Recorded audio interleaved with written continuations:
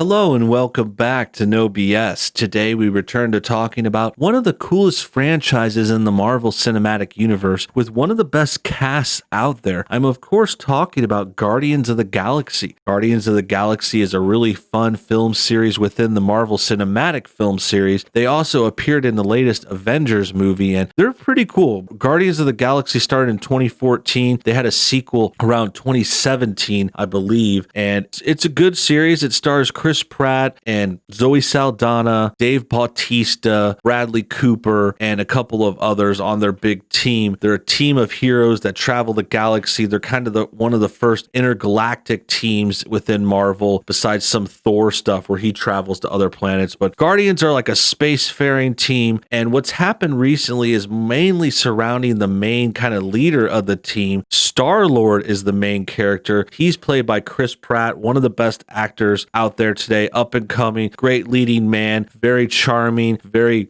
funny, good at action, good at comedy, good at all kinds of stuff. He's leading another franchise too, the Jurassic Park franchise, the reboot franchise, that's starring him. He's been in a lot of other cool stuff like the Lego movie. He was originally on the Parks and Rec show and a couple of other things, but now we're talking about him as Guardians of the Galaxy, his new signature role. And what's happened is, because of some reasons that we could guess, basically they've turned his character into being a bisexual. But first, let's take a quick moment to check out our sponsor. The only VPN I trust and use comes from Virtual Shield. So keeping an account with Virtual Shield ensures I can hide my location online, preventing advertisers from building profiles on me and allowing me to surf the web anonymously and securely. Virtual Shield was built from the ground up with the average internet user in mind. It's fast, reliable, secure, and it's also available on your iPhone, Android, PC, Mac, or tablet device. So try Virtual Shield yourself today. And if you click the link below this video, you'll get a free 30-day trial, which will let you experience true online protection with no risk or charges. Great, now that that's out of the way, as you could see by this article, they've made him an alphabet person. As you could see by this article, it says, Marvel confirms Guardians of the Galaxy Star-Lord is bisexual. Guardians of the Galaxy just spent over 100 years redefining Peter Quill, including clarifying Star-Lord's bisexuality. So this is obviously the comic book version. Who knows if this will come out later in the films? I doubt it anytime soon.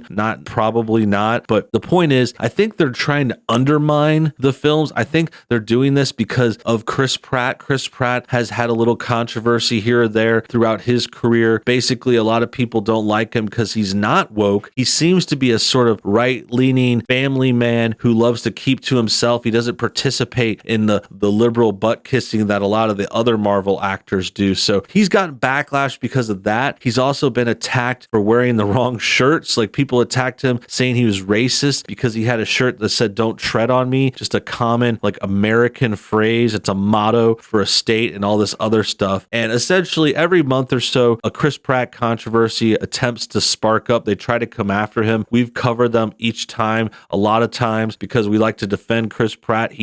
I've never seen him really do anything wrong. He's just an entertainer. He doesn't get super political. I think that's why they attack him, and they kind of secretly know that he's probably right-leaning. He's a Christian guy. He goes to church. He has kids. He has a hot wife, family man. Like, all these things are the antithesis of the leftists. If you're not kissing their butt, they're going to come after you, especially if you're this kind of guy like Chris Pratt. And I see this sort of thing is they're trying to undermine him, and they know that his character is doing well. No one even knew who the Guardians of the Galaxy were before Chris Pratt in the movie came out. Now it's a big deal, and they're trying to go back with the comic book and retroactively rewrite his history, make him into dudes now, into whichever, by whatever they're going for. And there's nothing wrong with that either. I don't think that would even taint his character. He's a spacefaring guy. He's probably pretty open-minded. I'm not saying this is out of the realm of possibilities either, but the point is, you could see them doing this for a certain reason. You know that they don't like Chris Pratt, and the undermine stuff is definitely playing a role. Marvel Comics just confirmed Peter Quill, aka Star-Lord, is bisexual in Guardians of the Galaxy #9, with writer Al Ewing, artist Juan Cabal, colorist Federico Blee, and letterer Corey Petit's ambitious single-issue story, I Shall Make You a Star-Lord, redefining the character's origins and abilities just in time for mega event King and Back, created by Stephen Englehart and Stephen Gann for 19 1976 Marvel Preview number 4, Peter Quill is the legendary Star-Lord, a human Spar-Toy hybrid abandoned on Earth by his father and compelled to seek his destiny among the stars. Star-Lord has been at the forefront of most of Marvel's major cosmic events, with the comics of recent years subtly stripping him of some of his trademark gadgets and much of his soldier's sense of duty to more closely resemble his depiction by Chris Pratt in the MCU adaptations, beginning with Guardians of the Galaxy. Al Ewing's tenure on the series has seen the gradual reinvention of Star-Lord, reestablishing some of the mysterious elements of his origin and bringing back focus to his unique element guns and overriding sense of responsibility. So we're talking about kind of the differences between the comic version and the movie version. It appears the movie version doesn't have a lot to do about his military senses and his different kinds of weapons. They're mentioning elemental guns seems to be one of his signature weapons. In the series, he has some gadgets, like he has a few things going for him, but a lot of it just more has to do with him leading this group, bringing them together, kind of more the emotional side. He's kind of the heart of the group too. He has this American life, this American mother. He pretty much thought he was just a human being for the first movie for most of his life, until the second one they discover he's half God, half human. He has a few powers to him too, and it kind of explains why he was able to hold that Infinity Stone thing in the first movie. But the greater point is they're just kind of fine-tuning his backstory, and they're inserting this sort of alphabet background to it, which again is inspired by the movies getting so popular, it changing the comics a little bit. Now the comics are trying to change the movies, which is essentially what they said in this introduction. The reinvention of the character took its biggest step forward in this week's Guardians of the Galaxy 9, which revealed that Star-Lord's element guns allowed him to survive the explosion that seemingly killed him in Guardians 2, instead shunting him into a parallel reality where he spends 144 years adventuring through the 12 houses of Morinus, first working with and then entering into a relationship with Aradia and Mors, two balloon-skinned humanoids who share his nomadic lifestyle. Quill turns down the pair's advances at first, having been traveled with them for only a year. He's still hopeful of returning home, explaining that his relationship with teammate Gamora, played by Zoe in the MCU, where the two have a romantic bond, means that he isn't able to join them, with Aradia expressing bewilderment at Quill's conception of monogamy. 12 years later, in the House of Death and Rebirth, Quill bathes in a ceremonial temple, with Aradia and Mors admitting at this point he no longer believes he'll return to his home reality, saying, "You're my home," as the three embrace. So it appears he's joining up with this couple, like kind of having this three-way, I guess. I don't know if this is necessarily an interesting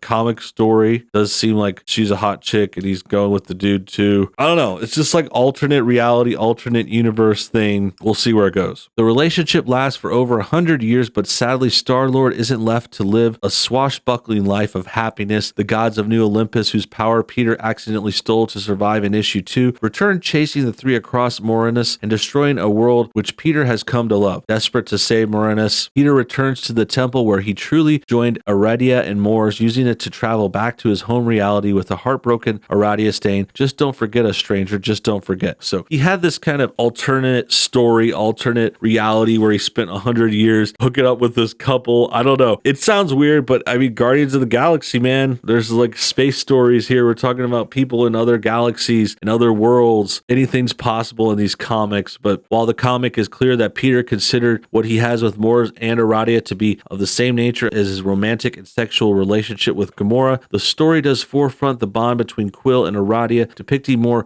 immediate intimacy between her and Quill, and having Mors absent for the final goodbye due to the chaos of the attacking gods. Aradia, Mors, and Quill aren't the first LGBTQ relationship Ewing's tenure has added to the comic, with Hercules and Marvel Boy kissing in the heat of battle some issues earlier. It's unclear whether Quill's sexuality will make it to the future MCU projects centered around Star-Lord, but Guardians' tender exploration of Peter Quill losing and then finding happiness is indicative of the high quality of the series so far, and comics' ability to make bolder moves than other media based on the same characters. Bolder my booty. Come on. This is not some superhero. They act like they're really the superheroes. Like these writers act like they're the heroes when really they're just inserting, I would say shoehorning alphabet stuff into their comics to virtue signal to woke leftists and to get these points. They're acting like they're saving the world, but they're not. They're actually ruining old characters with silly stories that don't need to be there. This isn't actually, I think, as straightforward as the article or this thing suggests. Like a